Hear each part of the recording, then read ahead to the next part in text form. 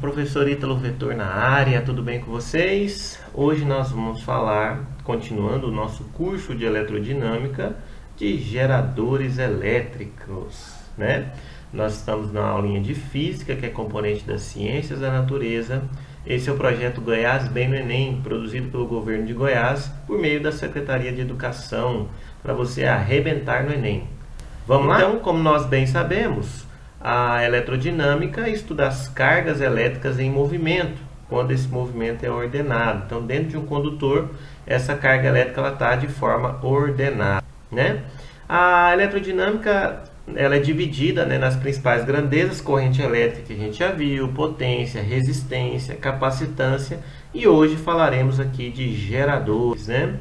O circuito elétrico, que é muito importante a gente saber, é o caminho, né, que a corrente elétrica percorre para alimentar os elementos aí, os equipamentos elétricos, né? Então você tem o gerador, que hoje a gente vai falar, já falamos do resistor, já falamos do capacitor. O indutor é quando a gente falar em magnetismo, né?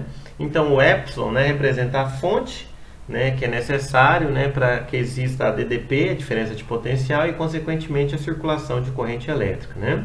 E é a corrente elétrica, e aí está a representação para vocês da corrente elétrica. Então, olha só, os geradores são dispositivos usados em circuitos elétricos que convertem qualquer tipo de energia em energia elétrica, né? Então, por exemplo, energia mecânica, energia química, energia luminosa, energia térmica. Então, o gerador pega essa energia e converte ela em energia elétrica. Exemplo de energia mecânica é a usina, né? A usina eólica, a usina hidrelétrica. Energia química é essa que nós vemos nas pilhas, das baterias. E energia luminosa é da placa fotovoltaica. Energia térmica é o termistor, que você aquece um condutor e surge nele uma corrente elétrica. E o exemplo de energia elétrica que nós consideramos foi a lâmpada, né? Que dos efeitos da passagem de corrente elétrica é a emissão de luz, lembra? Efeito térmico, luminoso, magnético, químico, fisiológico? Acho que eu lembro. Então, é lógico que além da energia elétrica, nós temos as perdas, né? Que normalmente é por energia térmica ou ruídos. Essa lâmpada que está aparecendo aqui, a lâmpada incandescente, por exemplo, é a lâmpada que tem muitas perdas, né? Ela esquenta demais da conta, beleza? Então a gente tem aí a representação, né, de um gerador, de um circuito qualquer, que nós temos aqui uma pilha e que está circulando uma corrente elétrica. Lembrando que a corrente no sentido convencional parte do polo positivo para o polo negativo. E a corrente real, né, na realidade, são elétrons que circulam. Então ela vem do sentido negativo para o positivo. O que nos interessa é enxergar o que tem dentro dessa pilha, o que tem dentro desse gerador. Esse circuito foi produzido pelo simulador online do FET Colorado, né? Então, olha só.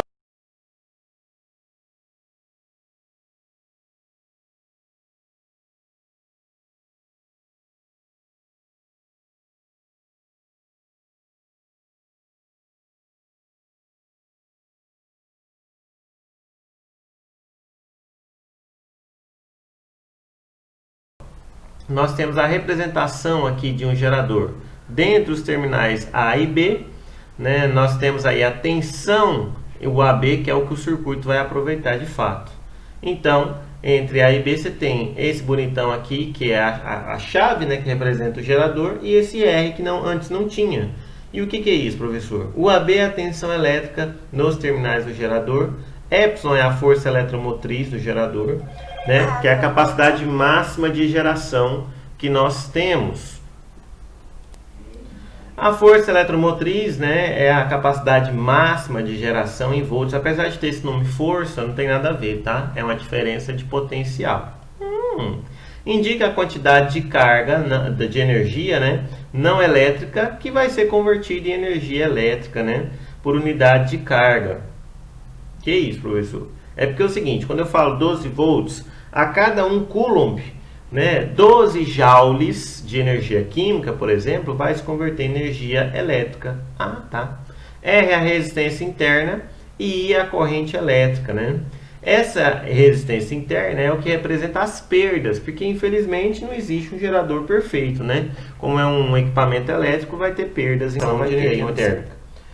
Então, agora a gente vai falar da equação do gerador.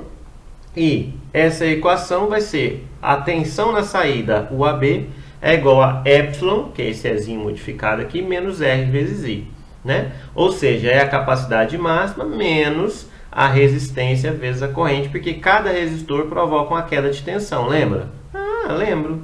Então, a resistência vezes a corrente dá a tensão, né, que vai provocar a queda de tensão aqui. Então, ó, mais uma vez, de rostinho, ó, R é o elemento que representa as perdas internas que ocorrem no gerador. Tá bom.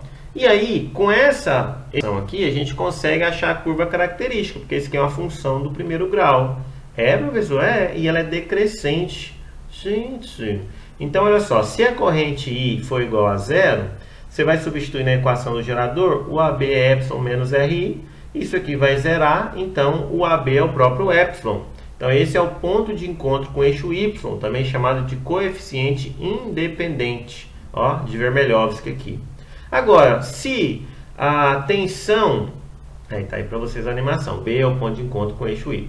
Se a tensão for igual a zero, né, nessa equação, aí nós vamos ter o quê? Vamos ter a corrente máxima. E a corrente máxima é chamada de corrente de curto-circuito. É a raiz, né, o ponto de encontro com o eixo X que nós vemos aqui. Então, toda vez que quiser calcular a corrente máxima, é só fazer o que, gente? É calcular a corrente de curto-circuito. É o epsilon sobre o R.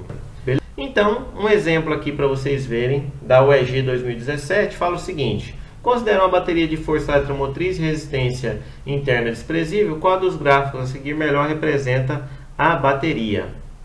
Então, normalmente você marcaria isso, que é a curva característica. Mas atenção, gente, resistência interna é desprezível, né? Então, se é desprezível, você vai desprezar ele aqui na fórmula. Então, a tensão é o próprio epsilon, ou seja, a resposta correta é a letra A, vai ser permanente. Gente, olha só. Então é importante saber que, em geral, considerar ideal um determinado gerador é uma aproximação muito boa. De fato, em ótimas condições, as baterias dos automóveis têm resistência interna menor que 0,01 ohms e as pilhas da ordem de 0. A lei de Ohm-Pouillet é o seguinte: quando você tem um gerador, e agora a gente vai estudar ele abastecer nesse circuito, é possível calcular a corrente elétrica, né? Então essa lâmpada é uma resistência e a gente vai calcular. Então olha só, nos terminais do resistor a gente sabe que o E é igual a R vezes I, e nos terminais do gerador o E é igual a epsilon menos RI. Então essa é a equação 1, essa é a equação 2. Se a gente igualar as duas, então olha só, R vezes I é igual a epsilon menos R vezes I. Quem estava negativo passou positivo. Vamos colocar a corrente em evidência. Quem estava multiplicando passa dividindo, né? Então a gente vai chegar na equação de Ohm-Pouillet. Na lei de Pouillet, I é a corrente elétrica que passa pelo gerador e R é a resistência equivalente do circuito externo, né? Você pode ter vários resistores, mas vai agrupar eles aqui fazendo a resistência equivalente. A gente já aprendeu. Então olha só, esse exemplo do Enem. Em algumas residências, cercas eletrificadas são utilizadas com o objetivo de afetar possíveis invasores. Uma cerca eletrificada funciona com a diferença de potencial elétrico de aproximadamente 10.000 volts. Para que não seja letal, a corrente que pode ser transmitida através de uma pessoa não deve ser maior que 0,01 amperes. Já a resistência elétrica corporal entre as mãos e os pés de uma pessoa é da ordem de 1.000 ohms. Para que a corrente não seja letal a uma pessoa que toca a cerca eletrificada, o gerador de tensão deve possuir uma resistência interna que, em relação à do corpo humano, é. Então, olha só, os dados: a força eletromotriz 10.000 volts, né, a corrente 0,01 amperes, a resistência 1.000 ohms, e ele quer saber a razão, né, entre as resistências. Então, a Rzinho, né, interna. Então, olha só, aqui a gente tem a representação desse circuito. Vamos usar a lei de Ohm-Pouillet, I é igual a epsilon sobre R1 mais R1, a corrente 0,01, a força eletromotriz 10.000 e a resistência do circuito, né, da mão da pessoa é 1.000. Então, quem estava dividindo passa multiplicando, né? O 0,01 que estava multiplicando passa dividindo. Então vai ficar R mais 10.000 é igual a 1 milhão. O 1.000 que estava positivo passa negativo, 999.000. Como ele quer a razão entre os dois, então 999.000 sobre 1.000 dá 1.000, né? Ou seja, a letra C de coração. Beleza? Então, se tiver alguma dúvida, é só procurar a gente nas nossas redes sociais, né? Tá aqui as minhas, a do Goiás Bem. O governo de Goiás agradece a sua atenção. Até a próxima.